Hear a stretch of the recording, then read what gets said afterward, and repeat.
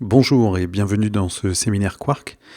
Je suis Vincent Drouot, je suis formateur Quark et je vais vous proposer aujourd'hui de regarder ensemble quels sont les contrôles possibles avant impression pour assurer que votre document puisse ressembler à ce que vous avez imaginé et aussi pour éviter quelques mauvaises surprises au niveau de l'impression ou de la création de PDF. Cette session durera environ 30 minutes, alors je vais couper les micros de tous les participants juste pour le confort de tous. Et vous avez à disposition donc un espace questions-réponses sur votre interface qui s'appelle Q&A. Donc j'y répondrai en fin de session pendant à peu près 10 minutes.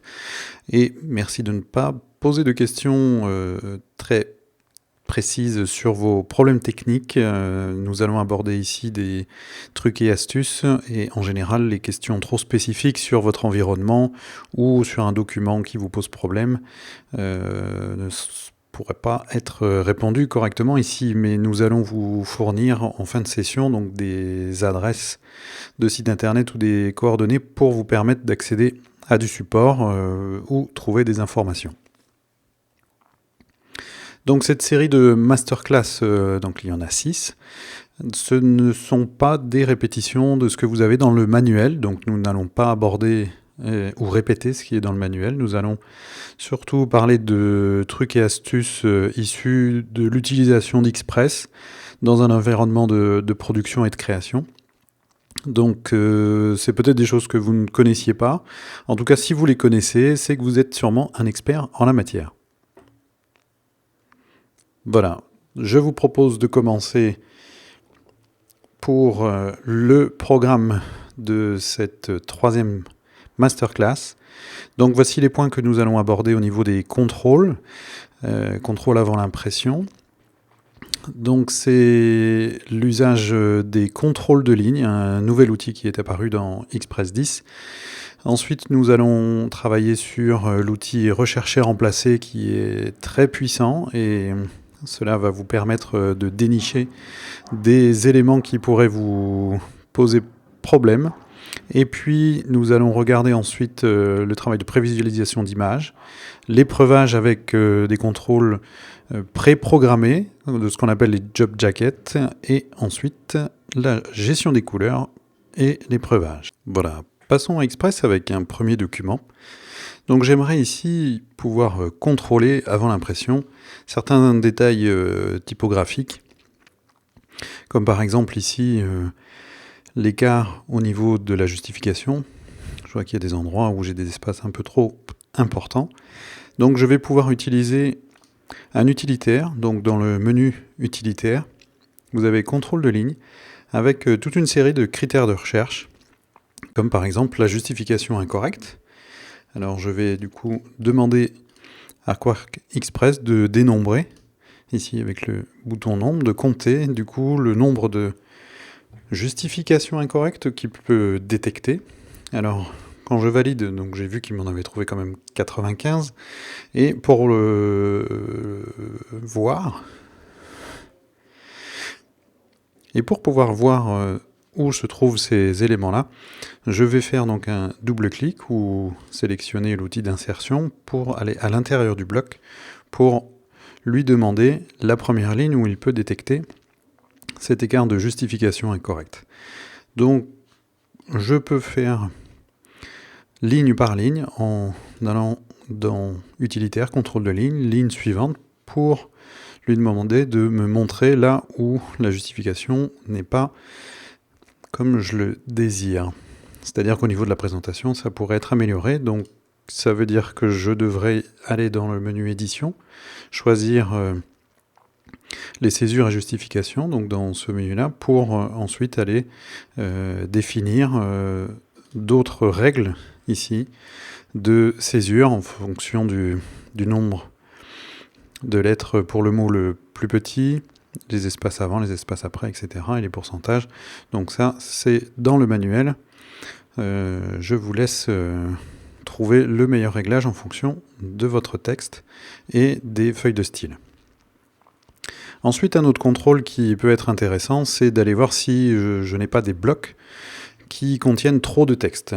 hein, c'est-à-dire qu'en général on a un petit carré rouge comme on peut avoir ici, qui nous indique qu'il y a du texte qui dépasse, hein, et quand on se retrouve avec un document important en nombre de pages, on peut demander à Express, donc en utilisant le même système de contrôle de ligne, je vais lui indiquer donc un critère de recherche qui va être débordement de texte. Je vais lui demander de m'indiquer combien il en trouve. Donc il en a trouvé 2, je vais valider et lui demander utilitaire contrôle de ligne, ligne suivante, pour qu'il me sélectionne. Donc je le vois ici, tout en haut de la fenêtre. Donc il m'indique qu'il y a du texte qui dépasse. Donc ici je vais simplement aller supprimer le texte en trop. Voilà, je vois que j'avais une ligne à l'intérieur, et puis je vais lui demander d'aller me sélectionner la ligne suivante où il a trouvé un débordement. Donc je le vois ici, alors je pourrais très bien sélectionner tout le texte qui se trouvait en dehors pour le supprimer. Voilà. Alors pour les critères de recherche, vous voyez qu'il y a quand même beaucoup d'éléments, donc vous pourriez très bien chercher également les veuves ou les orphelines, c'est-à-dire les mots qui sont coupés. Donc il n'en a pas trouvé d'éléments qui se retrouvent seuls, et pour les orphelines non plus. Donc voilà un bon moyen pour déjà faire une vérification guidée par Express 10 pour l'ensemble de ces éléments qui peuvent poser problème lors de la production d'un PDF pour l'impression par exemple. Voilà, passons au second document pour travailler sur la détection aussi de petits problèmes courants, comme par exemple les doubles espaces. Il y a eu une période où on avait l'habitude de mettre 2 espaces après un point, et on a aussi, soit par rapport à certains logiciels qui ne gèrent pas les tabulations, ou aussi des personnes qui vont taper du texte dans des traitements de texte et qui n'utilisent pas les tabulations, donc on va se retrouver avec des espaces à la place de tabulation, donc l'alignement n'est pas toujours parfait. Donc nous allons pouvoir automatiser cette recherche avec déjà l'usage d'affichage des caractères invisibles, donc avec un POM-I ou CTRL-I sur Mac ou sur Windows. Donc vous voyez à l'écran apparaître donc le raccourci clavier que j'utilise. Et pour regarder à l'intérieur de mon bloc, je vois que j'ai des endroits, par exemple ici, j'ai des doubles espaces qui sont juste après les points. Et donc j'aimerais bien pouvoir automatiser, me simplifier la vie. Donc avec la fonction rechercher remplacer dans le menu édition, ou POM F ou CTRL F, suivant que vous soyez sur Mac ou PC.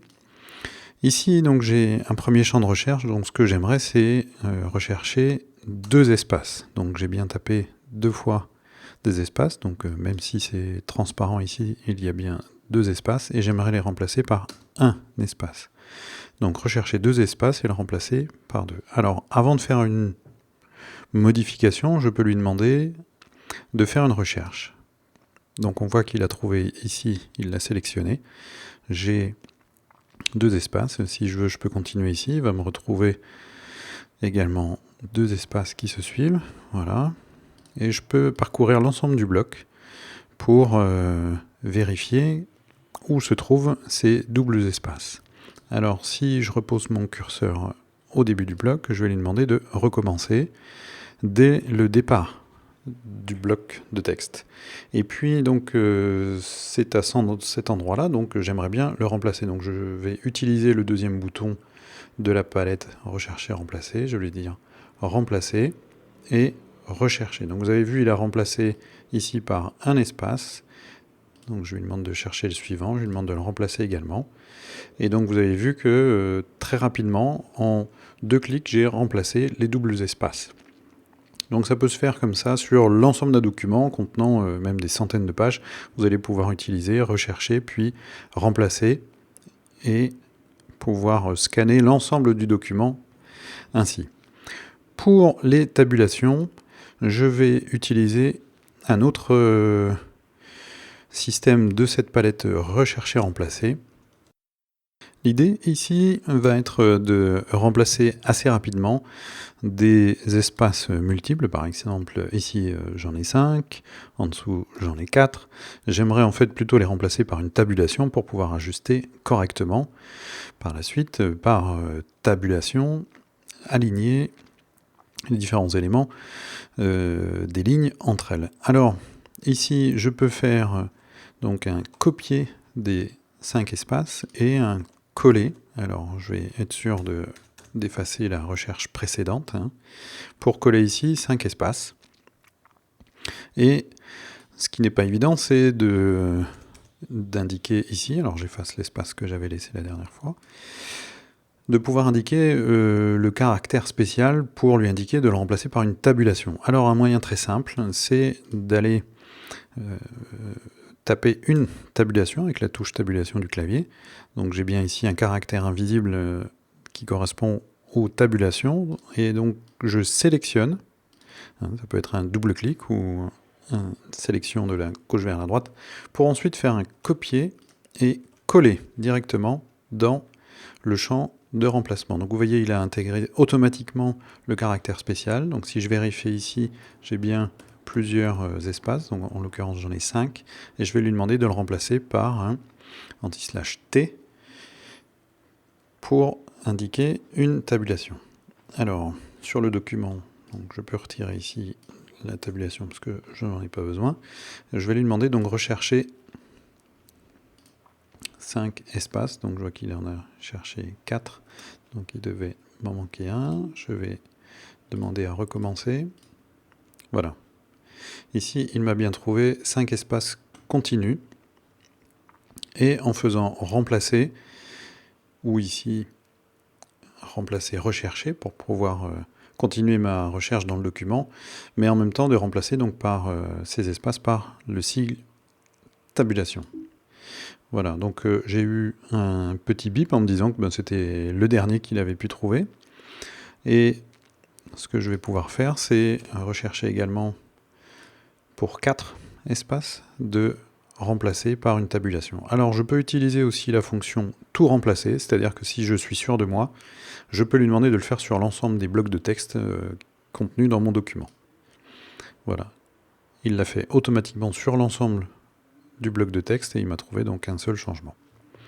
Alors ça, c'était donc pour la fonction de remplacer par des caractères spéciaux, donc on n'est pas obligé de les connaître, parce que c'est vrai qu'ici, dans les caractères spéciaux, il y en a quand même énormément, et vous pouvez simplement, en affichant les caractères invisibles, donc je rappelle le POM-I ou CTRL-I, pour afficher les caractères invisibles, et ces caractères-là, une fois qu'ils sont visibles, ils sont sélectionnables. Donc ils sont invisibles, donc ils ne seront jamais imprimés, mais à l'écran, on peut les manipuler. Voilà. Autre problème courant, c'est l'utilisation un peu trop importante des retours à la ligne, plutôt que d'utiliser les fonctions espace avant et espace après disponibles dans les paragraphes. Donc l'espace avant un paragraphe ou après un paragraphe.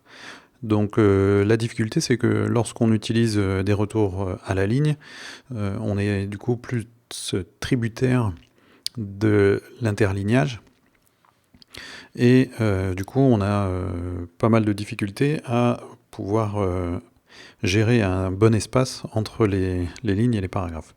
Donc ici, je vais demander à Express d'aller rechercher les doubles retours à la ligne. Donc ici, je vais m'assurer de bien supprimer pour lui demander les doubles retours à la ligne, pour lui demander d'en appliquer un. Donc je vais même paramétrer par avance des espaces avant et même des espaces après. Et je vais même l'enregistrer en tant que nouveau style de paragraphe.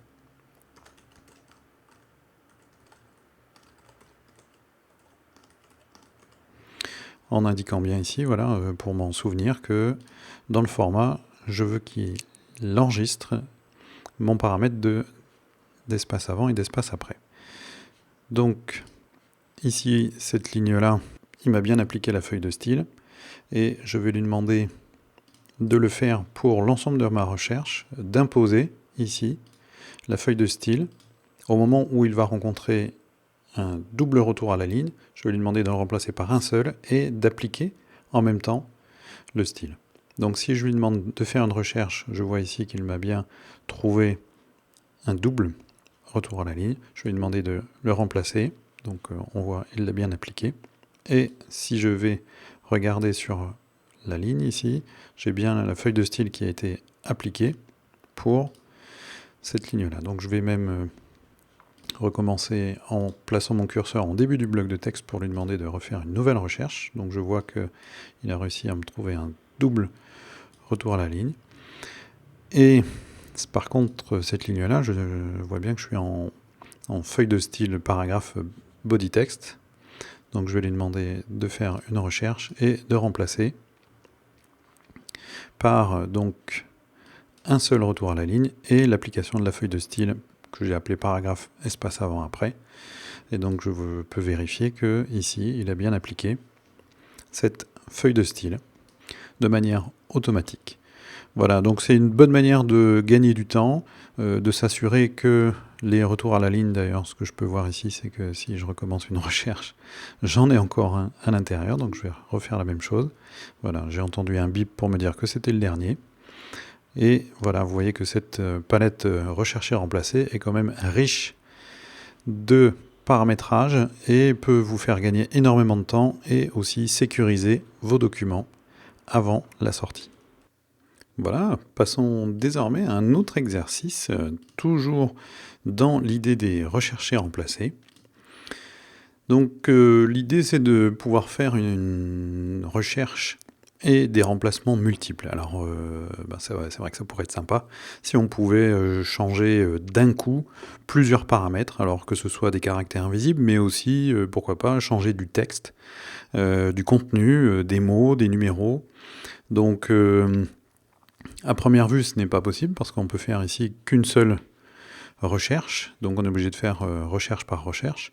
Mais par contre, si vous êtes sur Mac, il existe donc AppleScript, qui est un langage d'automatisation qui existe depuis très très longtemps sur Mac, et donc Express est compatible, hein, vous avez un menu tout en haut pour les utilisateurs Macintosh, un menu script qui contient déjà un nombre important de scripts déjà réalisés.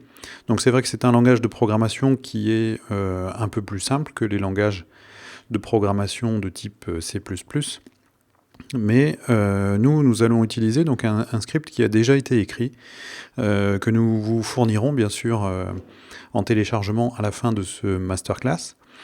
Ce script en fait va nous permettre de prendre Express, de traiter automatiquement.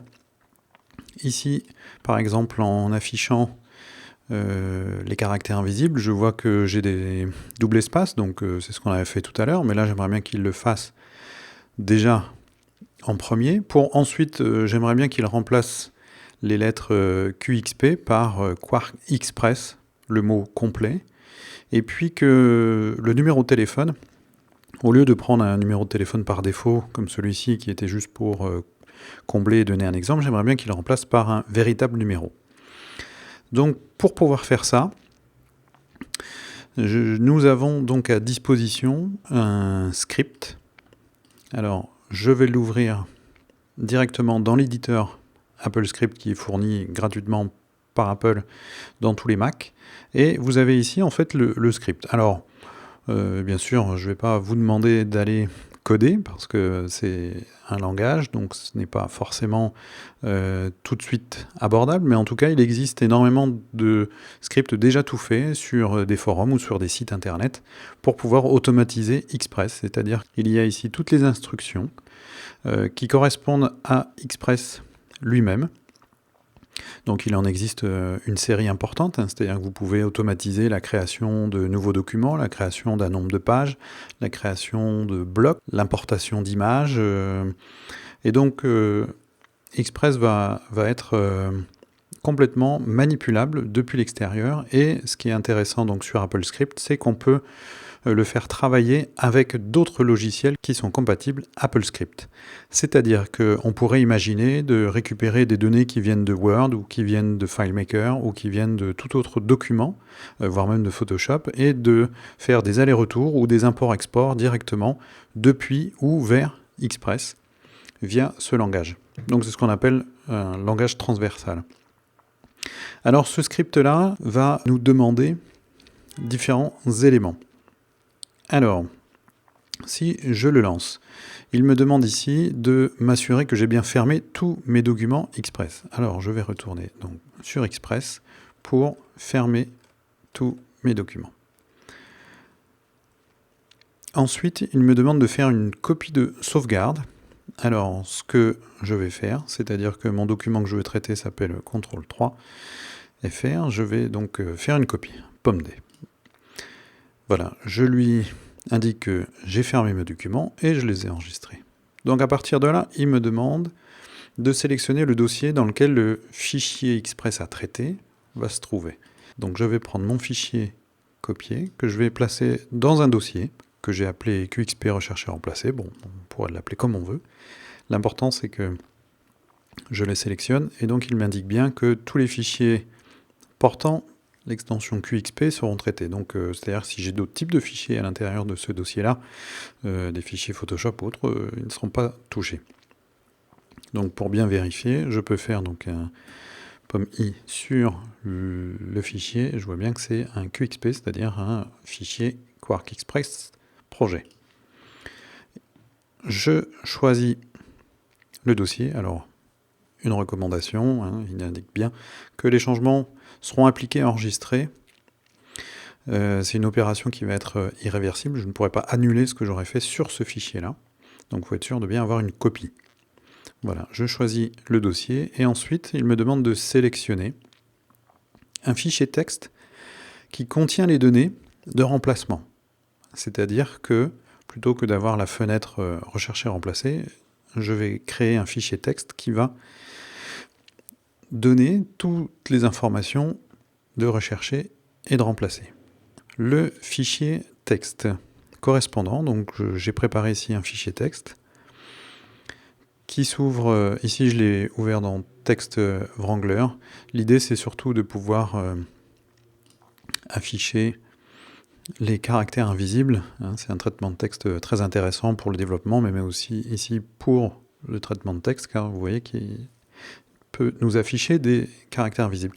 Donc je lui ai demandé de rechercher les deux espaces et ensuite je les sépare par des tabulations, c'est-à-dire pour chaque ligne, ça correspond à une recherche avec un remplacement. Donc je lui demande tout ce qui va être deux espaces, je vais lui demander de remplacer par un espace. Ensuite j'ai un retour à la ligne pour faire une autre recherche. Je lui demande de rechercher les lettres Q, XP, ensuite une tabulation pour remplacer par Quark Express. Ensuite, de faire avec les tirets.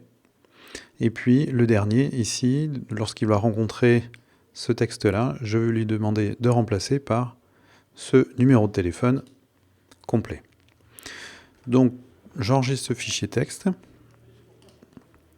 Et dans l'AppleScript, je continue la procédure pour lui indiquer que les données à remplacer sont dans ce fichier-là. Je choisis, et vous avez vu, ça a été très rapide. Il a ouvert le fichier Express, il a appliqué les données, et il a refermé. Donc on va vérifier le résultat dans cette copie.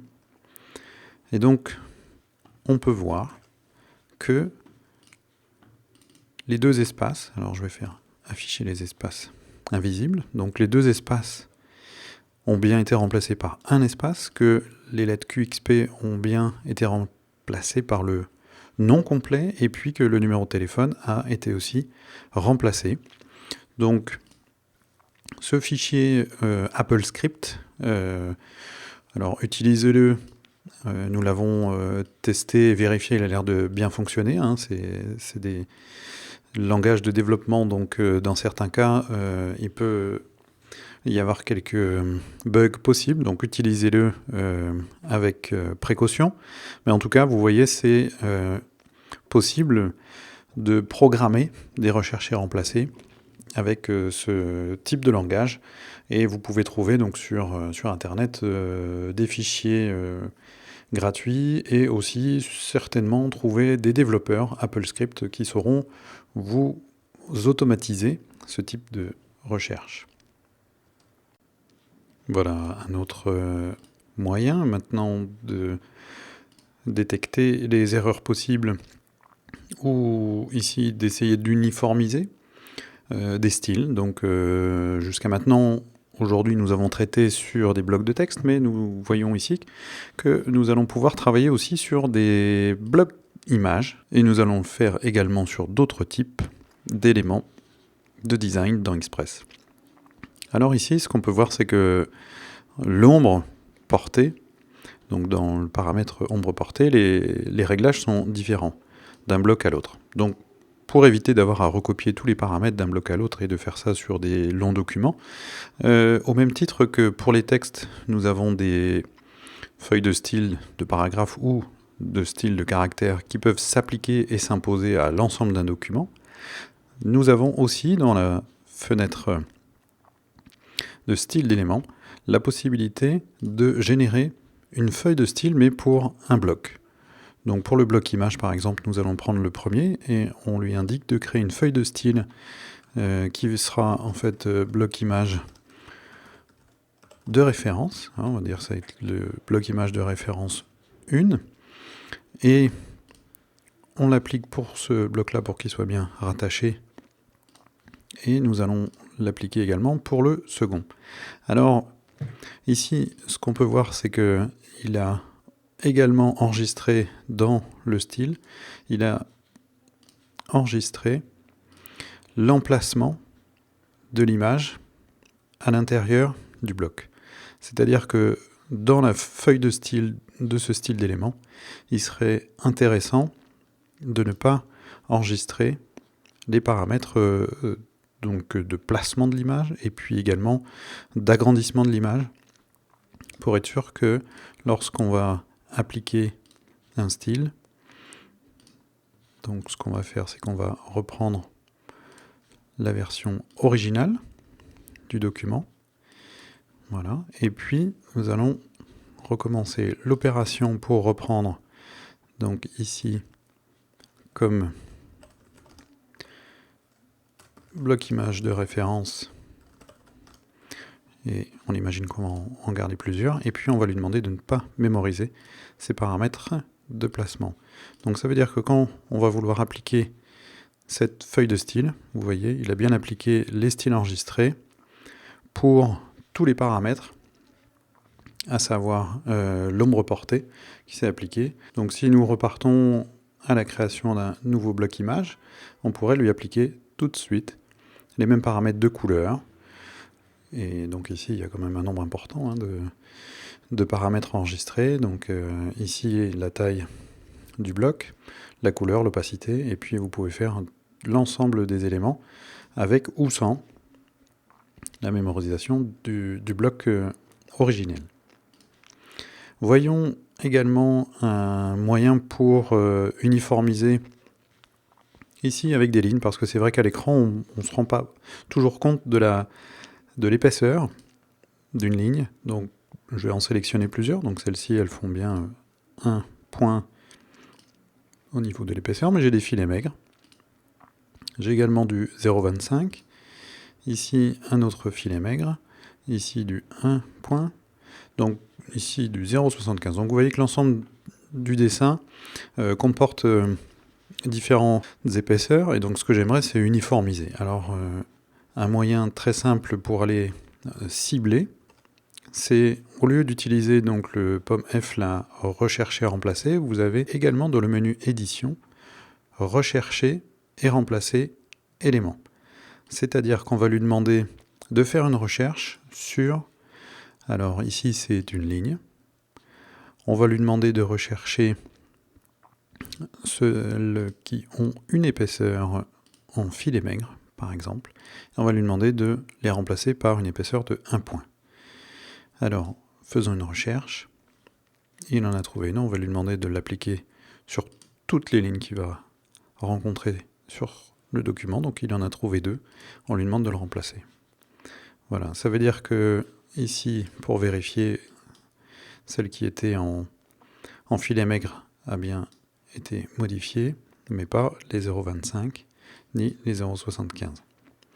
Voilà, donc un bon moyen aussi de faire un rechercher-remplacer pour modifier des attributs. Alors, autre exemple, ici avec des blocs images. Donc on voit que la photo du yacht ici, bon, le yacht est assez long, et en fait il a même été un peu allongé parce qu'on voit que l'image ici n'est plus proportionnelle à la photo d'origine.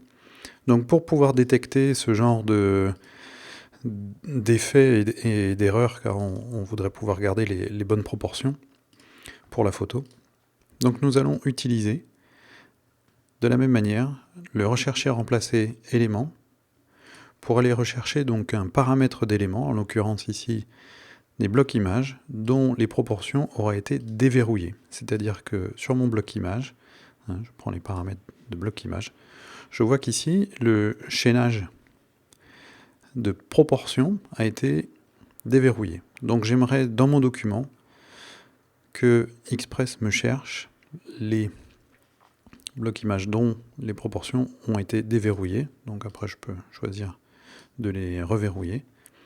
Alors je vais donc désélectionner et puis faire une recherche. Donc il m'a sélectionné le bloc image qui contient un élément dont les proportions ont été déverrouillées. Alors si je lui dis de remplacer, donc il a bien rechaîné, mais gardé en l'occurrence les proportions. Donc c'est-à-dire que si je cherche à remodifier les dimensions, vous voyez qu'il a gardé la proportion en l'état. En tout cas, c'est un bon moyen pour faire le tour d'un document avant impression, pour être sûr que les images ou les filets ou les blocs de texte sont bien uniformes. Alors ce que j'aimerais aborder avec vous maintenant, c'est le rendu des images. C'est-à-dire la prévisualisation qu'on peut maintenant obtenir dans Express 10. Là en l'occurrence j'ai la version 10.2 qui est un peu différente de la 10.0. Et ce que l'on peut observer, c'est que d'une machine à l'autre, quand on essaye de déplacer le document, donc on a un très beau rendu, qu'on va comparer tout à l'heure avec la version 9 d'Express. Le rendu est intéressant, mais des fois on perd un peu en performance d'affichage. Donc nous allons pouvoir modifier quelques réglages et faire la comparaison avec Express 9. Donc j'ai ouvert le même document dans Express 9, et ce qu'on peut voir, c'est qu'il y a quand même une grosse différence de prévisualisation d'images, et quand on prépare un document pour l'impression, c'est quand même intéressant de se rendre compte de la résolution, mais aussi d'avoir un rendu quasi final à l'écran. Alors pour Express 9, donc, on était obligé de le faire bloc par bloc, c'est-à-dire d'aller dans la résolution de la prévisualisation et de choisir image par image, de lui dire par exemple de passer en pleine résolution pour avoir un meilleur rendu.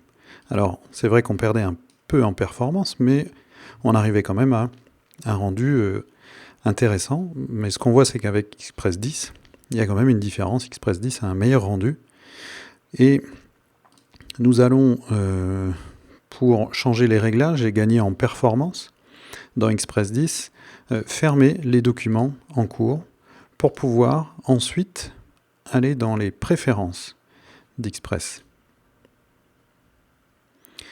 Alors, dans les préférences d'Express, la première, donc c'est les préférences d'affichage. Vous voyez ici, vous avez la possibilité de changer en performance ou qualité.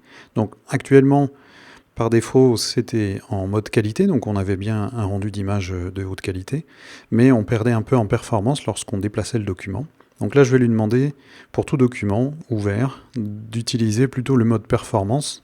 Donc on va perdre un petit peu en termes d'affichage, de qualité d'affichage, mais on va gagner par rapport aux performances d'affichage. Donc voilà un élément intéressant pour pouvoir récupérer un peu de vitesse de travail. Ok, passons désormais à un outil puissant pour le contrôle avant impression. C'est ce qu'on appelle les job jackets. C'est-à-dire que vous allez pouvoir définir des règles de vérification sur l'ensemble des éléments que vous allez placer sur Express. Alors, pour cela, je vais ouvrir un nouveau fichier.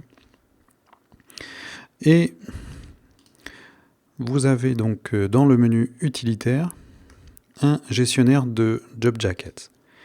Alors, ici, c'est un moyen pour pouvoir importer, exporter et créer des nouveaux éléments. Ici, en fait, le Job Jacket que j'ai créé, nous allons y revenir tout à l'heure, j'ai défini, donc il y a des règles sur les blocs, sur les images, sur les textes, et puis donc il y a des règles et des jeux de règles. Alors je vais y revenir bien sûr tout à l'heure. Là, ce que je voudrais vous montrer, c'est comment on attache donc un Job Jacket qui a été défini à un document et comment on le fait vérifier pour évaluer le document, savoir si on a des blocs de texte qui sont avec du texte qui dépasse, avec du texte qui est trop petit, avec des images. Donc on va pouvoir le vérifier. Alors il faut déjà commencer par lier le fichier projet Express, donc le document Express, avec une règle de pré-flight, hein, donc c'est-à-dire de contrôle, de pré-contrôle. Voilà, donc je les annexe. Il m'indique bien qu'il vient de l'attacher. Ils sont joints. Et ensuite, je reviens donc sur le menu Job Jacket pour lui demander d'évaluer ma mise en page. Alors, ici, il m'a listé donc l'ensemble des vérifications qu'il va mener. Donc, cette fenêtre est réglable. Hein, et je vais lui demander donc de faire une évaluation. Pour l'instant, il n'en a pas faite. En cliquant sur évaluer. Donc vous avez vu, ça a été très rapide et il vient de scanner l'ensemble du document sur les différents paramètres alors de mise en page. Donc c'est des règles que je lui ai demandé. Donc est-ce que le type de support correspond bien? Et ici pour les blocs images, je vois en image qui serait non pas importé dans un bloc mais imbriqué, qui aurait été faite peut-être par copier-coller. Ici c'est bien, je n'en ai pas. Dans les images manquantes, alors là il m'indique bien qu'il y a un souci parce que j'en ai 6. Et puis, je peux, en sélectionnant donc cette ligne d'image manquante, je peux même naviguer dans le document pour qu'il me sélectionne les blocs images où les images sont manquantes. Donc ça, c'est quand même un moyen très très rapide et très confortable pour pouvoir naviguer dans le document et trouver les éléments manquants. Alors ici, sur les éléments d'image PNG, JPEG ou GIF, je lui ai défini nos règles de chercher si j'ai des images de ce type-là. Donc là, il m'indique qu'il y en a 3 et je vais lui demander de me les montrer. Donc c'est 3 fois le logo Express 10. Et puis au niveau des blocs de texte, ici je lui ai mis une règle donc, de texte petit, donc il en a trouvé un. Alors je vais lui demander de me le sélectionner. Donc il est arrivé tout en bas. Voilà, donc j'ai un bloc de texte. Je vais même aller pouvoir le vérifier et le modifier. Donc je vais aller voir le bloc et vérifier pourquoi il m'indique qu'il y a un texte petit. En effet, la taille du caractère, il est 2 points, donc je vais le monter peut-être à 6, parce qu'autrement il ne sera pas lisible. Voilà, donc j'ai fait une modification sur le bloc de texte, et puis nous allons pouvoir réévaluer le document, et vous voyez qu'il vient de passer l'épreuve de test pour le bloc de texte, parce qu'on vient de faire la modification. Et donc ça va vous permettre, à la fin d'une mise en page, de pouvoir vérifier, voire même vous pouvez donner cette tâche-là à faire à quelqu'un d'autre, pour pouvoir aller scanner le document, ou bien avant que vous fassiez un PDF, ou avant d'envoyer le document à quelqu'un d'autre, vous allez pouvoir checker l'ensemble des problèmes qui pourraient subvenir. Voilà, alors comment modifier, ajouter ou créer des règles dans nos Job Jackets pour évaluer nos documents. Alors, pour ce faire, nous avons besoin de retourner dans le gestionnaire du menu utilitaire. Et pour le Job Jacket que j'utilise ici, alors je peux donc aller vérifier des règles sur différents éléments. Et donc, ce que j'aimerais, par exemple, c'est vérifier l'angle d'un bloc, c'est-à-dire de vérifier, parce que ça peut arriver des fois qu'on touche à un bloc et qu'on lui fasse une rotation sans le vouloir. Et donc sur la partie, c'est une règle, donc ici j'ai coché rotation, je voudrais qu'il vérifie donc les blocs, quel que soit, si c'est un bloc image, un bloc de texte, je veux vérifier donc la rotation. Vous voyez ici, il y a quand même beaucoup de règles qui peuvent être définies. Ensuite, je peux définir une règle. Alors ici, c'est rotation qui est supérieure à 0 et je pourrais par exemple lui demander et qu'il soit inférieur à 5 degrés, par exemple. Voilà. Donc, une fois que j'ai défini cette règle avec son paramètre, je peux lui donner aussi quelques informations texte et puis aussi l'icône. Par exemple, si c'est moi qui gère le job jacket, j'aime bien aussi pouvoir être prévenu, savoir si c'est juste ok, j'ai noté qu'il y avait ça, c'est peut-être pas décisif, ou c'est peut-être pas problématique, ou alors je m'interdis d'avoir des blocs qui vont s'orienter de 0 à 5 degrés, entre ces deux degrés-là. J'interdis, donc ça va me notifier donc que ces blocs-là sont dans le paramètre que j'ai demandé. Ou alors indiquer que non recommandé. Donc une fois que ces éléments-là sont faits, je peux mettre donc également aussi un descriptif et puis des instructions, parce que le job jacket peut être créé par quelqu'un, par exemple, qui est du service de fabrication et qui va créer un job jacket sur lequel vous allez faire l'évaluation, mais à partir de ces paramètres à lui. Voilà, une fois que j'ai terminé, je pourrais recommencer donc la procédure pour aller vérifier si j'ai des angles qui sont donc entre 0 et 5 degrés. Et donc là, je vais avoir à réévaluer. Donc je vois ici qu'il m'a trouvé 18 blocs qui ont un angle entre 0 et 5. Donc ça veut dire que tous ceux qui sont à 0 sont indiqués et tous ceux qui seraient en rotation supérieure à 5 ne sont pas indiqués. Voilà, donc c'est un bon moyen pour créer soit vos propres règles ou alors définir des règles pour quelqu'un. Et dans le gestionnaire de Job Jacket, vous avez ici la possibilité de faire des imports ou des exports. Alors c'est des simples fichiers XML, donc c'est assez souple à manipuler et à s'échanger pour pouvoir définir une règle de contrôle de fichiers. Et donc pour finir, je vous propose de regarder l'épreuvage à l'écran, c'est-à-dire que nous allons demander à Express de nous présenter avec le profil couleur le plus proche, en tout cas celui qui nous intéresse, pour voir à l'écran, avoir un rendu de ce que ça pourrait donner suivant les profils couleurs. Donc dans le menu affichage, vous avez ici le menu qui s'appelle sortie préliminaire, qui va intégrer en fait un nombre de profils couleurs. Certains sont déjà installés sur l'ordinateur, donc je vais pouvoir aussi en créer d'autres, bien sûr. Ici, si je décidais d'avoir une prévisualisation en niveau de gris, je le sélectionne et du coup, vous voyez, c'est l'ensemble du document Express qui s'adapte au profil de sortie. Donc, je peux lui demander aussi de voir ce que ça donnerait en sortie RVB, de voir la différence avec une sortie CMJN. Vous voyez qu'il y a déjà moins de couleurs saturées. Et je pourrais très bien aussi lui demander de faire un rendu que je veux créer. Donc, par exemple, ici, d'utiliser une sortie.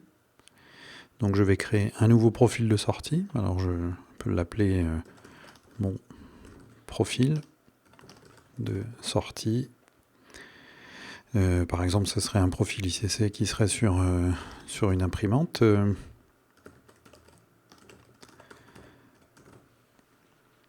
Donc je vais lui demander de faire un rendu composite qui serait plutôt CMJN. Et puis ici, je vois un ensemble de profils qui sont déjà installés sur l'ordinateur. Et par exemple, je pourrais utiliser différents profils Fogra ou Euroscale. Et donc pouvoir tester la différence entre chacun. Donc ici, je viens donc créer un nouveau. Une fois que je l'aurai enregistré, il deviendra disponible dans le menu affichage. Vous voyez ici mon profil de sortie imprimante jet d'encre. voilà, qui utilise donc le profil ICC Euroscale. Voilà, donc c'est un très bon moyen pour pouvoir accélérer la prévisualisation des documents avant impression, donc pour vérifier avant la sortie. Et voilà, j'espère que ces informations-là vous seront utiles. Et je vais donc ouvrir aux questions, sachant que nous avons abordé tous ces éléments-là, sur le contrôle en amont, les recherchés remplacés, les job jackets, les épreuves. Donc vos questions peuvent porter là-dessus. Pour plus d'informations et de support technique, nous vous enverrons ces adresses qui apparaissent à l'écran via un PDF en téléchargement après la session. Le troisième masterclass aura lieu le 23 octobre et nous aborderons l'animation HTML5 dans Express à destination des tablettes. Et donc vous pouvez poser vos questions dans la petite fenêtre Q&A sur l'interface que vous avez à l'écran. C'est à vous.